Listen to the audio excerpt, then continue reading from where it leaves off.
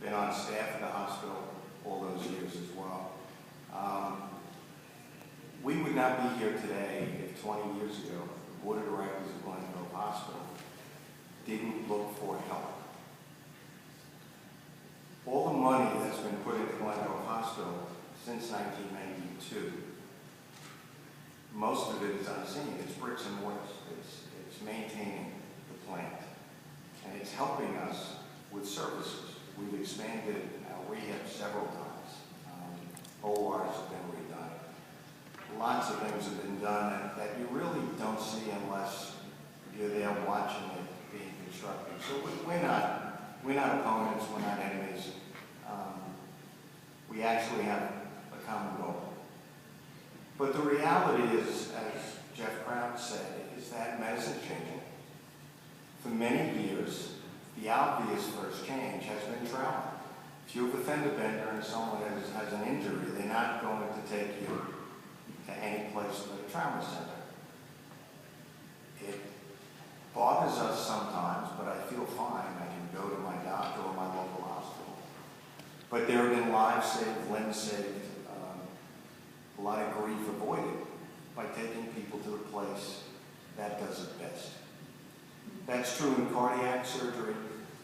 If you're having a heart attack, many times the best place to be is a place where they can do cardiac catheterization and stenting, or if, God forbid it's needed, crack open the chest and fix the plumbing inside. So we're not looking to be something that we can't do well.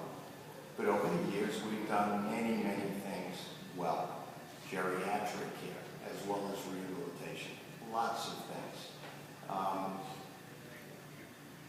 It wasn't so much a confrontation as a discussion, and it actually progressed very quickly.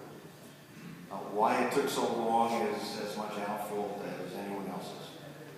Inertia is a very difficult thing to overcome. No one really believed it was going to happen, and then some people who believed it thought that nothing could be done about it. Well, this community needs a hospital. It needs a place where if you need primary or secondary level hospital care, you can receive it in a safe way. The unfortunate reality is you got to throw finances into it. If you keep doing what you can't afford, sooner or later, you'll go the way of many hospitals in New York State. So, the hospital isn't closing. I didn't believe that until recently. My definition of hospital is a little different, even though I'm a family doctor, and I embrace ambulatory care. It's going to stay a full-service hospital. If you're hospitalized and you need hemodialysis, you're going to get it because you've been getting it. The operating room is going to stay open. Should all kinds of surgery be done? We'll figure that out. We'll figure that out with the health system, with experts in the health system. Certainly there are many, many things that can be done safely, have been done safely in Glen Cove, that'll continue. The commitment of the health system, and I don't pretend to speak for them, is do the right thing that the community needs at the right time by the right people in the right amount.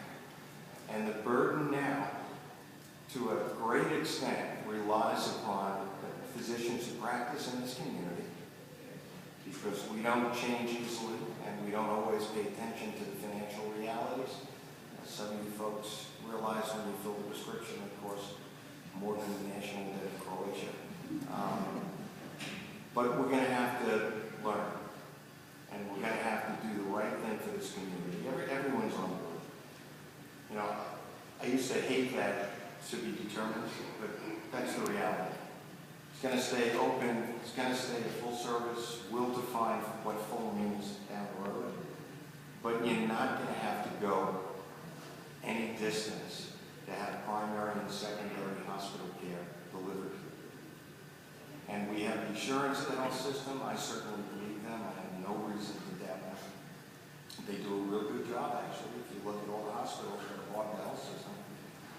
So we have to continue to take advantage of their expertise and be a little burr in the saddle so they listen to us.